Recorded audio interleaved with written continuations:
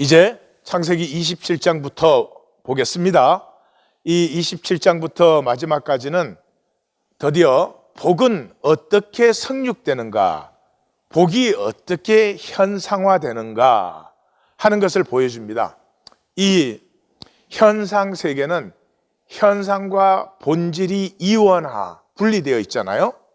그런데 이 하나님의 실체인 복을 현상에서 실제화시키는, 현상과 본질이 일체화되는 것은 어떻게 되는가 하는 것을 이제 보여주는 것이에요.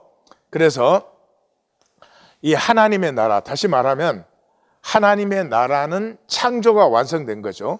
창조가 완성됐다는 말은 하나님의 모든 본질이 다 현상화가 되었다.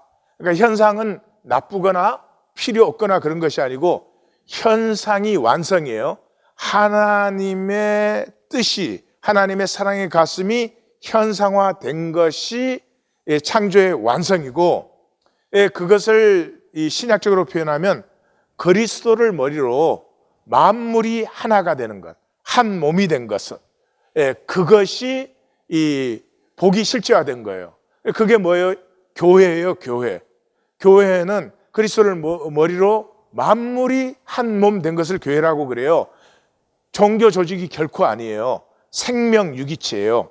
그러므로 복이라고 하는 말은 선하고 신실하신 하나님의 가슴이 성육된 거예요. 현상화되는 것을 복이라고 하는 거죠.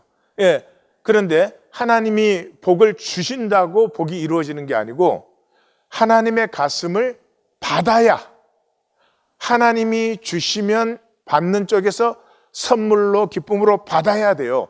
그래서 이 하나님의 가슴을 받는 것을 믿음이라고 해요. 근데 여기 문제가 대번에 생기죠.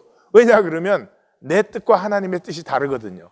그러니까 하나님은 주시고 싶어 하지만 내가 받지를 않아요. 그래서 겟세마네에서 Not my will but thy will, 내 뜻대로 마옵시고 아버지의 뜻대로 하옵소서. 이게 복의 순간이에요. 이게 복의 순간. 그러니까 지고의 복은 십자가죠. 지고의 복은 십자가예요. 내 뜻은 하나님의 뜻과 달라요. 예수님까지도 그 뜻이 다를 정도였으면 우리는 말할 필요 없죠. 그런데 그럼에도 불구하고 아버지를 신뢰해서 내 뜻을 아버지 앞에 내려놓고 아버지의 뜻을 내가 받는 것이죠. 그러니까 복되고 싶으면, 내가 복을 받고 싶으면 작은 일상 하나하나에서 하나님의 가슴을 받는 연습을 하세요.